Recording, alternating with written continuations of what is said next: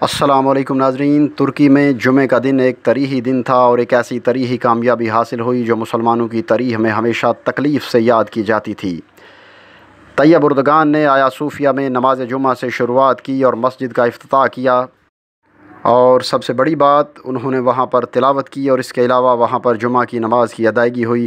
آپ سب نے دیکھا کہ کس طرح کی صورتحال تھی کہ مسجد باہر سے دور دور تک جگہ بھری ہوئی تھی، لیکن کیا اتنا کافی ہے؟ ناظرین، اصل کہانی تب شروع ہوئی جب طیب اردگان نے یہ بیان دے دیا کہ ہماری اگلی منزل مسجد اقصیٰ ہے۔ اب آپ دیکھیں کہ اس بیان کو اسرائیل میں اتنا برا لیا گیا جتنا شاید آپ سوچ بھی نہیں سکتے۔ اگلی منزل مسجد اقصیٰ ہونے کا مطلب ہے کہ اسرائیل پر ترکی قبضہ کرے گا، اس کا مطلب یہی بنتا ہے۔ اب ایک بات طیب اردگان کے بارے میں آپ سمجھ لیں کہ اللہ پاک ان کی زندگی رکھے، کیونکہ ان کے بعد ابھی ترکی میں کوئی اتنا بڑا لیڈر نہیں آیا جو ان کی جگہ لے سکے۔ تو ناظرین، اس حوالے سے آپ کو مزید تفصیلات سے آگاہ کریں گے، لیکن آگے بڑھنے سے پہلے ہمارے چینل کو سبسکرائب کریں اور بیل یعنی گھنٹی کے نشان کو ضرور دبائیں، اور اس ویڈیو کو لائک، شیئر اور اس پہ کمنٹس ضرور کریں۔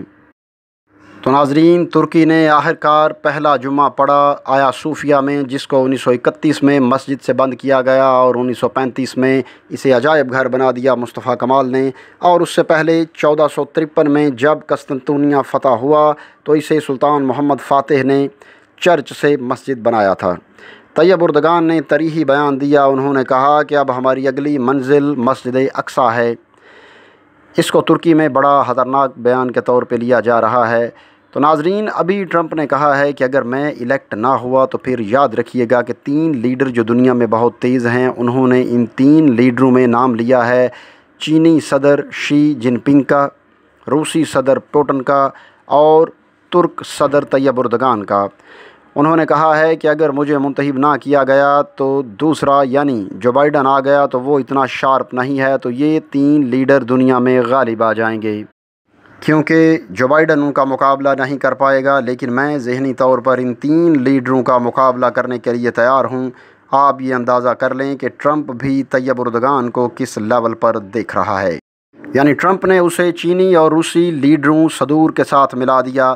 اس وقت اسرائیل کی جو صورتحال ہے وہ یہ ہے کہ وہاں پر ترکی کے جھنڈے جلائے جا رہے ہیں۔ اس کے علاوہ یہودی تنظیمیں جو پوری دنیا میں موجود ہیں، اب انہوں نے طیب اردگان کے خلاف اقدامات کرنے ہیں۔ اب دیکھتے ہیں کہ امریکہ اس سارے منظرنامے میں کیا کرنے جا رہا ہے۔ اس وقت امریکی chairman joint chiefs of staff committee وہ اسرائیل پہنچے ہیں اور ان کی اسرائیل کے آرمی چیف سے بات چیت ہوئی ہے، اور ان کا کہنا ہے کہ جو ابھی ہم انیکسیشن کرنے جا رہے ہیں، اور آپ ایک اور بات ذہن میں رکھیں کہ یہ انیکسیشن انہوں نے نام دیا ہے، لیکن یہ صرف انیکسیشن نہیں ہے بلکہ یہ گریٹر اسرائیل ہے، اور یہ گریٹر اسرائیل سے کسی طور پر کم نہیں ہے۔ اسے سمجھیں یہ کیا ہے۔ پہلے تھوڑی سی زمین پر قبضہ کیا، پھر تھوڑی اور زمین پر قبضہ کیا، اور پھر تھوڑی اور زمین پر قبضہ کر لیا، اور اسی طرح آپ بہت سی زمینیں عربوں کے چھین کر ان پہ قبضہ کرتے جا رہے ہیں۔ اس کے بعد شام اور ترکی کے دوسرے علاقوں پر بھی آپ کی نظر ہے، تو یہی بنیادی طور پر گریٹر اسرائیل ہے۔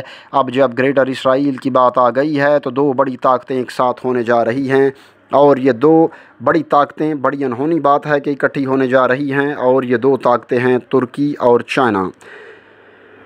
اب امریکی chairman joint chiefs of staff جو اسرائیل کے دورے پر پہنچے ہیں، ان کے دورے کا مقصد یہ ہے کہ جو بات انہوں نے کی ہے، انہوں نے کہا ہے کہ اس وقت اسرائیل کو بہت زیادہ خطرہ ہے، اور اسی خطرے کے پیش نظر اسرائیل نے اپنا انیکسیشن کا پلان ملتوی کیا ہے۔ اب اسرائیل ہمیشہ سے فلسطین کے علاقوں پر قبضہ کرتا آیا، لیکن پہلی مرتبہ اسے 3-4 جگہوں سے مسئلہ پیدا ہو گیا، جیسا کہ ترکی نے اعلان کر دیا، اور انہوں نے کہا کہ ہماری اگلی منزل خلافت ہے اور مسجد اقصیٰ ہے، لہٰذا انہوں نے کھل کر اسرائیل کو دھمکی دی کہ ہم مسجد اقصیٰ لینے آ رہے ہیں۔ آیا صوفیہ مسجد کے خطیب نے براہ راست بات کی اور انتہائی خوبصورت انداز میں بات چیت کی۔ انہوں نے جو تلوار دکھائی وہ بالکل ایک علامت تھی کہ اب طیب اردگان کا اگلا منصوبہ خلافت عثمانیہ کا ہے، کیونکہ وہ تلوار تھی قسطنطنیہ فتح کرنے والے سلطان محمد فاتح کی۔ اب دنیا کی بڑی طاقتیں طیب اردگان کو راستے سے ہٹانا چاہتی ہیں۔ اور یہ صرف اور صرف اللہ تعالیٰ کی ہی مرضی ہے کہ وہ بچتے چلے آ رہے ہیں، ورنہ 2016 میں ان کے خلاف بہت بڑی فوجی بغاوت کروائی گئی، لیکن وہ بچنے میں کامیاب رہے، اور جب تک اللہ پاک چاہیں گے تب تک وہ بچتے رہیں گے، کیونکہ ان کے بعد ترکی کے پاس کوئی اور لیڈر نہیں۔ یہ بھی یاد رکھیں، نہ ہی ترکی کے پاس کوئی اور ویژن والا بندہ ہے طیب اردگان کے بعد۔ اب یہودی اور صہیونی دو چار کام کرنے جا رہے ہیں۔ ایک تو ابھی انہوں نے انیکسیشن کا پلان روک دیا ہے، ترکی کھل کر ان کے خلاف آ چکا ہے اور انہوں نے اعلان کیا ہے کہ میں نے خلافت بحال کروانی ہے، اور آپ حیران کن بات دیکھیں کہ خلافت بحال کروانا اور گریٹر اسرائیل کو روکنا تو ترکی کا مقصد ہے ہی، لیکن اس وقت ترکی کی مدد کرنے جا رہا ہے چائنا۔ اس وقت ان دو بڑے ممالک یعنی ترکی اور چائنا کے بیک ڈور پر معاملات چل رہے ہیں۔ ان کے معاملات ایسے چل رہے ہیں کہ ہم نے اسرائیل کو روکنا ہے۔ ناظرین، اسرائیل کے ساتھ چائنا کی کبھی بھی کوئی براہ راست لڑائی نہیں رہی، ہمیشہ سے ان کے اچھے تعلقات رہے۔ انہوں نے تو چائنا نے 2 مہینے پہلے یہاں تک بیان دے دیا کہ یہودی ہمارے دوست ہیں، لیکن اب چائنا براہ راست فلسطین اور اسی معاملے پر ترکی کے ساتھ کھڑا ہے، کیونکہ اسرائیل انڈیا کے ساتھ مل کر چائنا کو دبانے کی کوشش کر رہا ہے۔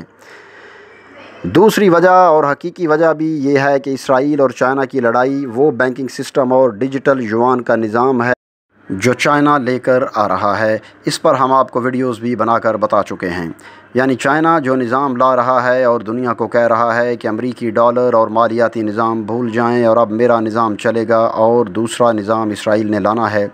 اب ہونے یہ جا رہا ہے کہ آنے والے وقت میں ایک کرنسی کی وار آپ کو نظر آئے گی، اور اس میں اگر کوئی ملک نمبر 1 ٹارگٹ ہوگا تو وہ ہوگا ترکی، کیونکہ ترکی اب یہودیوں کی آنکھوں میں کھٹکنے والا کانٹا ہے، کیونکہ ترکی نے کھل کر اپنے عزائم کا اظہار کر دیا ہے۔ انہوں نے ترکش لیرا کو گرانا ہے، اور اتنا گرانا ہے کہ کھڑا نہ ہو سکے۔ اس کے لیے یہ کوئی بڑی وجہ تلاش کریں گے۔